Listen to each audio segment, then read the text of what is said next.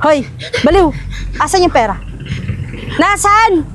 Nasaan yung pera? Wala akong pera. Bigay mo sa akin. Nasaan? Nasaan na? Wala akong pera. Akin na nga! Ito trabaho mo. Madali na nga lang, baliw ka pa nga eh. Ang bilis-bilis na lang ng trabaho mo, hindi mo pa nagagawa ng tama. Akin na. Wala akong pera.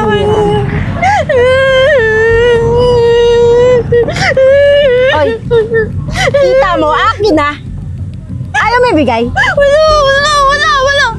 Hira naman to. Akin na nga yung pera mo. Wala akong pera. Tama na po yan ang ginagawa yung sasakyan. Anong tama na? Yung pera hinahanap ko, nasaan na? Ano? Nasaan yung pera ka? Ang dali-dali na nga lang ng trabaho nyo. Yan na lang yung alam yung trabaho. Ngayon hindi nyo ba magawa ng maayos, ha? Sir, huwag naman na po kayo manakit, sir. Gagawin naman Ano, ikaw, magkita ka na ba? Ha? Nasaan na? Sir, gagawin na diskarte ako yung asawa ko. Huwag niyo na lang po siyang saktan din kasi na-trauma po ito nung namatay yung anak namin eh. Ay, problema ko ba yun? Problema nyo yun. At saka yan na nga lang yung alam yung trabaho ngayon. Kasi wala na kayong magawa sa buhay. Ang simple-simple na lang ng trabaho nyo. At saka ito, ang laki ng kita ko dito kasi alam mo, Huwag niyo na siya mas mabait siya to eh. saktan. Baliw to eh. Sir, huwag niyo lang saktan yung asawa ko. Wala akong pakialam. Ang gusto ko, yung pera ko. Hinahanap ko. Ano, nasaan? Gagawin ko po ng paraan, mamaya ihahatid ko, bibigay ko po ngayon. Alam niyo, ang dami yung dahilan. Kung ibinigay niyo lang sana yung pera, hindi na sana tayo mag-iingay dito ngayon. Oo, sir, gagawin ko naman ng paraan ngayon. Kailan? Eh. Ngayon po, magdidiskarte Bayat ba ako, yan? maghahanap ako Naniningil na ako sa inyo tapos wala kayong binibigay? Anong klaseng tao kayo? Pambihira Sige, naman. sir, ako na pong bahala, gagawin ko po ng paraan. Bibigay ko po sa inyo, ihahatid ko pa. Huwag niyo na lang po kami saktan. Ikaw siguraduhin mo yan ha? Siguraduhin mo yan. Hihintayin sir. ko yan ha? Sa susunod ng pagbalik ko, dapat may pera ka na. Ha? Sir, Ikaw, isa ka pa eh. Chat na nga kayo. Takot ako. Eden, mahal, gagawin ko ng paraan yun para hindi na niya tayo saktan ulit, ha? Huwag kang mag-alala, gagawin ko ng paraan. Nasaktan ka ba? Sakit. Sambunot ako ito. Sakit. Sige na, hindi kita papabayaan. Gagawa ko ng paraan. Halika na, kumain muna tayo. Halika.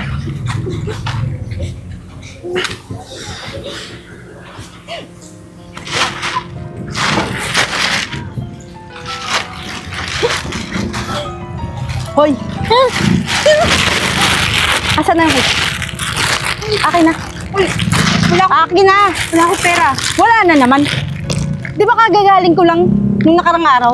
Sinisingil ka. Akin na. Wala akong pera. Akin na nga. Wala akong pera. Wala akong pera. Wala akong pera. Sabi wala akong pera. Wala akong pera. Akin na. Wala akong pera. Anong ginagawa mo? Ano ba inaharas babae? Wala. Huwag kang makialam dito ah. Hindi mo alam kinakalaban mo. Akin na pera. Anong di ako mangingialam? Eh, hinaharas mo siya. Mali ang ginagawa mo. Gusto mo i-report kita? Huwag kang makialam. Amin to. Iyo, kita mo may sakit yung tao? Eh nga, kaya nga eh.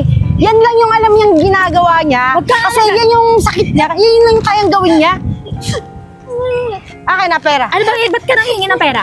Oh, sige, ikaw na lang magbigay sa akin ng pera. Ah, sino ka para bigyan kita ng pera? Nauwi niya ako. Pera. Wala akong pera.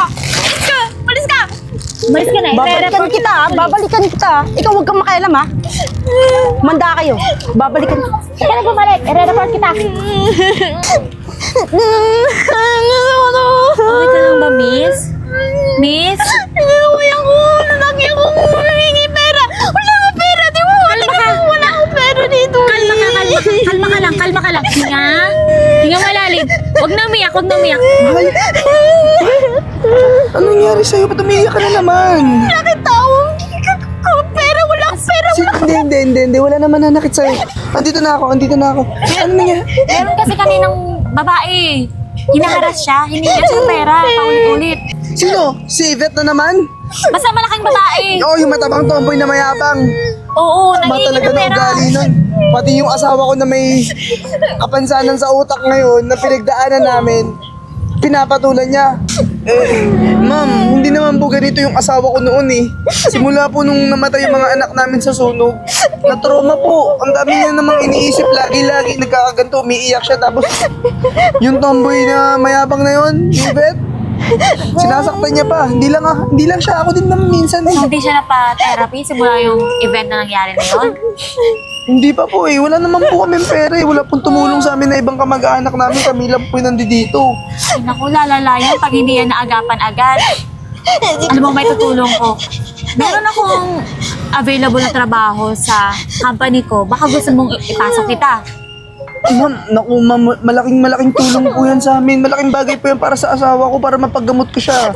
Saan ba kayo nakatira ngayon? Wala po kaming permanente eh.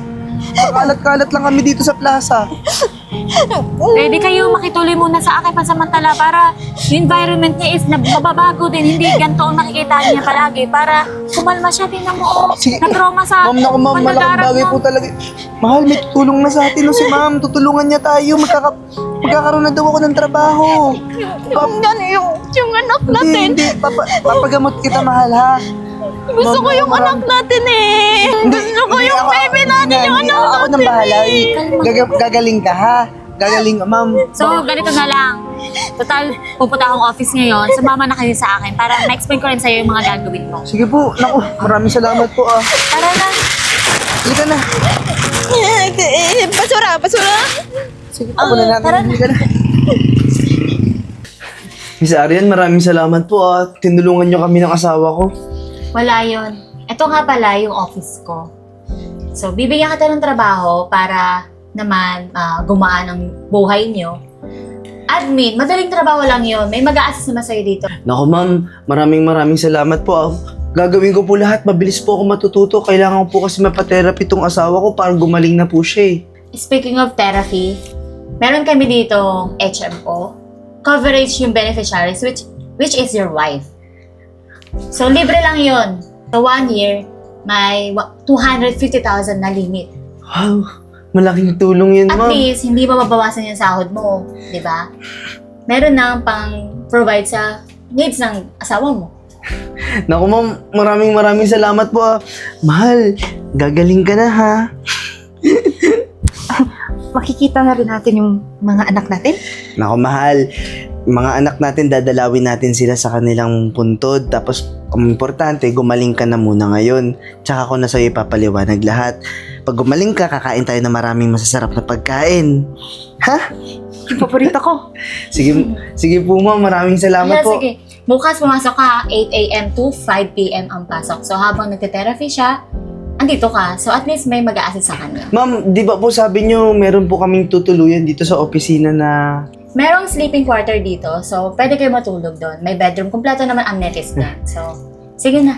Maraming salamat Nag-ayos po. na kayo. Halika na, mahal. Yun pala yung kwarto nakita ko, may matanda na nakatulog. Halika, mahal. Uy, Eden, Renz, maraming salamat ha. Inimbitahan niyo ako sa blessing ng bahay niyo. Alam niyo, nakakatuwa kayo. Napaproud ako sa inyo. Sa dinami-daming mga hindi magagandang bagay na nangyari sa inyo. Ayan kayo, nagpapakatatag, nakatayo pa rin sa sarili niyong paa. Eh nako, Miss Arian, sa tingin mo ba pagagawa namin to ng kami lang? Siyempre, maraming salamat din sa ginawa mong tulong sa akin. Tsaka sa pagpapatherapy dito sa asawa ko, si Eden. Tingnan mo, magkakaroon na kami ulit ng... Kaya nga may bago kayong blessings, nakakatuwa. ninang ka yan, ha? Hindi ako tatanggi, bawal yon. Okay, kaligayahan ko naman ang tumulong sa mga nangangailangan, kaya alam ko may balik naman yun. Nako, Miss Arian, maraming salamat. Since meron na kami sariling travel and tours ngayon na business, yung mga anak mo, tsaka ikaw, ililibre na namin kayo. Basta kahit saan kayo pumunta. Ano ka ba? Business is business. Magbabayad ako. Baka naman malugi i-discount kayo na lang niyan. kita. I-discount na lang. Di ba, Phoebe? Oo, pwede naman yun. Tsaka, Ma'am Arian, salamat po ulit ha.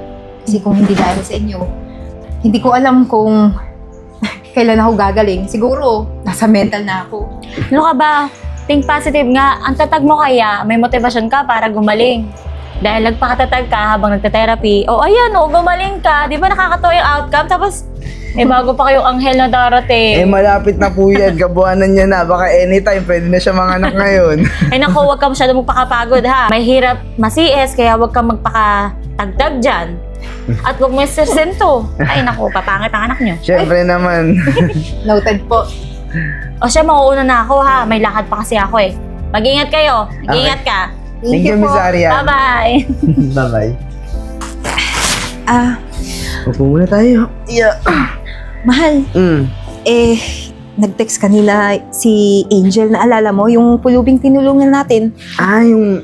Kasama natin dati. Oo, si Angel, naalala ko. Nahanap na daw si alias Tomboy. Ganun ba? Oo, Doon pa rin sa plaza natambay. malamang. Syempre, alam mo na, doon lang naman yung tambayan niya. Tsaka, kung naaalala mo, doon din tayo niya minamaltrato. Naku, mahal. Hindi pwedeng ganun lang yun. Tatawagan ko ngayon yung chief officer na kakilala ni Miss Arian. Papatulong tayo para madakip na yung alias Tomboy na yan para tumigil siya sa mga pinanggagawa niya. Kaya nga para matuldo ka na yung kasamaan niya. Ako na munang gagawa lahat doon para magpahinga ka na nandito. Hindi. Sasama ako sa'yo.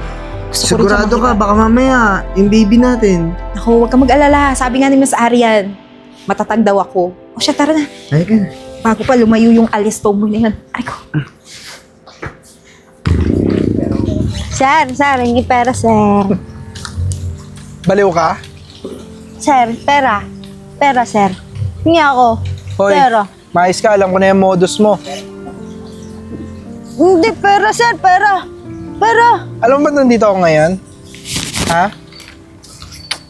Sir, Gusto mo pera? Pera. Gusto mong pera? Pera. Pera. Tara, sumama ka sa akin sa kulungan. Nuhuli na kita. Oy, sir. Ibang usapan na yan, sir.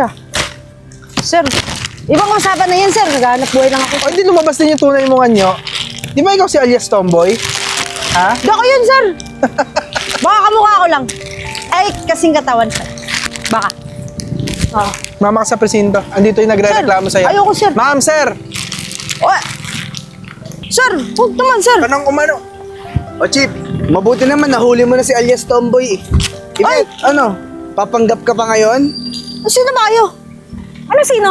Hoy, ilang taon lang yung lumipas pero hindi ka namin nakalimutan. Ano ikaw? Na-amnesia? Ay. Oo, naalala ko kayo. Oo, kami yung mga pinagmamaltratuhan mo noon. Sinasaktan mo yung asawa ko, hindi ka na naawa sa kanya?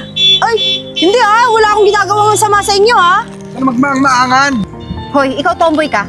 Kahit may sakit ako sa pag-iisip dati, hindi ko nalilimutan yung ginawa mo sa akin. Ay, wala akong naalala nun Ewan ko sa iyo, basta mabait ako sa iyo dati. Wala akong ginagawang masama sa inyo. Ma'am, sir.